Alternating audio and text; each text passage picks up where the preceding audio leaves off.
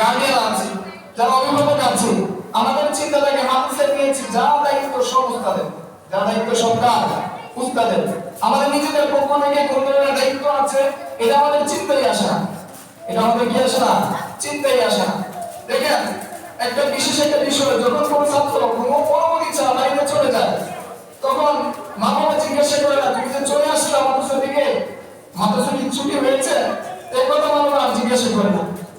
তাকে অন্যান্য যে বিষয়গুলো রয়েছে তাকে আদর করা, খাবার খাওয়ানো, পোশাক পরিধান করানো, গোসল করানো সবকিছু চলতে থাকে, কিন্তু তাকে জিজ্ঞাসা করে না তুমি যে ছুটি নিয়ে বাড়ি থেকে আসো, তুমি যে মাদ্রাসায় হঠাৎ করে চলে আসলা, কেন চলে আসলা, তুমি তোমার উস্তাদ কি ছুটি দিয়েছে কিনা, এই বিষয়ে কোনো ধরনের কোনো কিছু কি জিজ্ঞাসা করা হয় না। কেন হয় না? এটা উদাসীনতা আমাদের, আমাদের একটা দায়িত্ব মনে করি না। তারা যখন কি করে শাসন করে, তখন শাসন করার পরে কোনো ক্ষেত্রে যদি ছাত্র বাড়িতে চলে যায়, বাড়িতে গিয়ে বলবো যে উস্তাদ আমাকে বাড়ি মারছে, আমাকে ওইটা বাড়ি দিছে, ওইবার মারছে, ওইবার মারছে, তখন কি করে মা বাবা আমরা গার্ডিয়ান যারা আছি, তখন আমরা ওই যে ছোট একটা ছাত্র, ওই ছাত্রের কথা আমার ছেলের কথা আমরা বিশ্বাস করি, 100% বিশ্বাস করি। বিশ্বাস করে আইসা মাদ্রাসার অফিসে বা মাদ্রাসার হুজুরকে আমরা যেভাবে ইচ্ছে কিভাবে কি করে জিজ্ঞাসা করি। উস্তাদে বলতেছে না তারকে আমি একবার কি শাসন করেছিলাম, একটা বেতন বাড়ি দিয়েছি, বা এভাবে তাকে আমি বলেছি, এভাবে করি নাই। উস্তাদের কথাটাকে বিশ্বাস করতেছে না, ছোট বাচ্চার কথা বিশ্বাস করতেছে। এই যে ছোট বাচ্চার কথা বিশ্বাস করে এসে উস্তাদের উপর কি চড়াও হয়ে যাওয়া, উস্তাদকে গালিগালাজ করা, আল্লাহর কসম আপনি এটা, আমরা গার্জিয়ান যারা আছে এই জিনিসটা ভালো করে বোঝার চেষ্টা করি। যদি আপনি কোন উস্তাদের উপরে আঘাত দেন, যদি কোন উস্তাদের উপরে আঘাত দেন, আর যাই হোক আপনার ছেলে এই মাদ্রাসায় পড়ুক বা অন্য কোনো মাদ্রাসায় পড়ে সে কি করতে পারবে না, ইলম অর্জন করতে পারবে না। ইলমে নাফে যেটা আছে, উপকারী ইলম যেটা রয়েছে সেটা সে কিছুই অর্জন করতে পারবে না।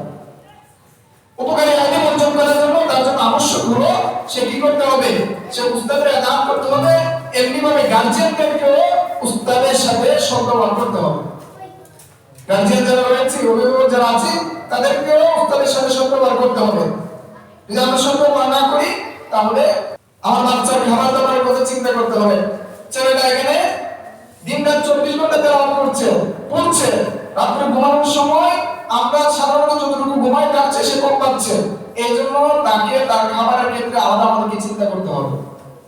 প্রয়োজনে তার দুধ দিনের ব্যবস্থা করতে হবে, এটাকে আমাদের ফিকির করতে হবে। একটা স্কুলে ছাত্র পড়বে, তার জন্য অন্য ফিকির করা থাকবে, আর মাদ্রাসায় পড়ছে সবকিছু লিল্লাহ, আর তার জন্য ফিকির করা লাগবে না, বিষয়টা এমন না।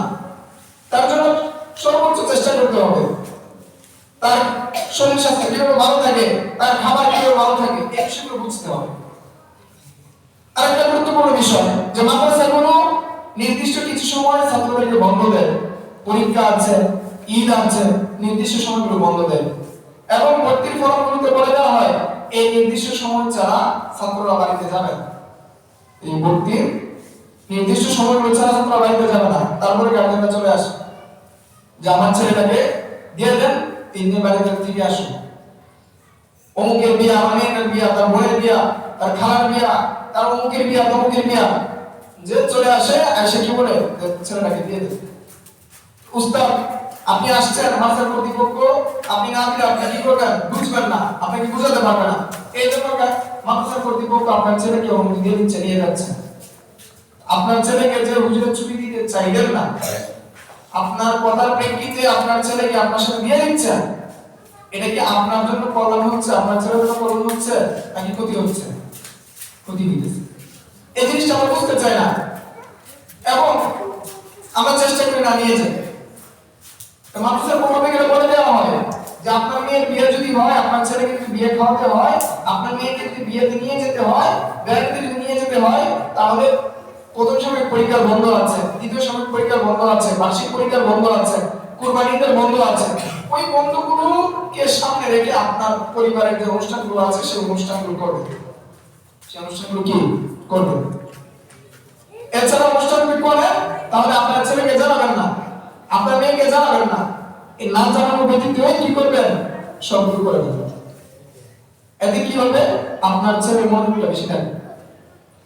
না বলে যখন আপনার ছেলে বাড়িতে চলে যায়, তখন আমরা যখন উচিত কি যে তাকে বুকে আঁকড়ে নেওয়া নাকি তাকে পরামর্শে শাসন করা যে তুমি যে চলে আসছো তোমার উস্তাদ জানে?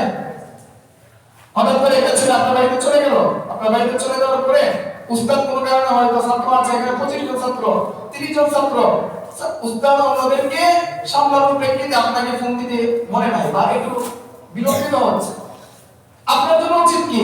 আপনার জন্য উচিত হলো উস্তাদকে ফোন দিয়ে জানিয়ে দেওয়া যে অমুক আব্দুল্লাহ বাড়িতে চলে আসলো, সে কি বলে আসছে, আজকে কি কোনো ছুটি আছে, এটা কি উস্তাদকে জানানো, এটা কার উচিত?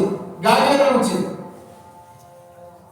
এখন যদি গার্ডিয়ানকে জিজ্ঞাসা করা হয় যে আপনাদের কাছে কি আর যে উস্তাদ আছে উস্তাদের নাম্বার আছে, 99% গার্ডিয়ান বলবে যে নাম্বার নাই।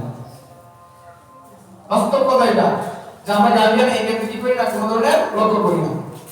এরপরে আমরা যখন মাদ্রাসায় আসি, উস্তাদ ক্লাসে পড়াচ্ছেন, উস্তাদ কি করতেছেন, ক্লাসে পড়াইতেছেন, ছাত্রদের পড়া শুনতেছেন। আপনি চিন্তা করলেন যে আমি উস্তাদের সাথে দুইটা কথা বলি, একটু উস্তাদের সাথে কি ভালো কথা বলি, বলে আমি উস্তাদের সাথে একটা সম্পর্ক তৈরি করে আমি চিন্তা করলাম।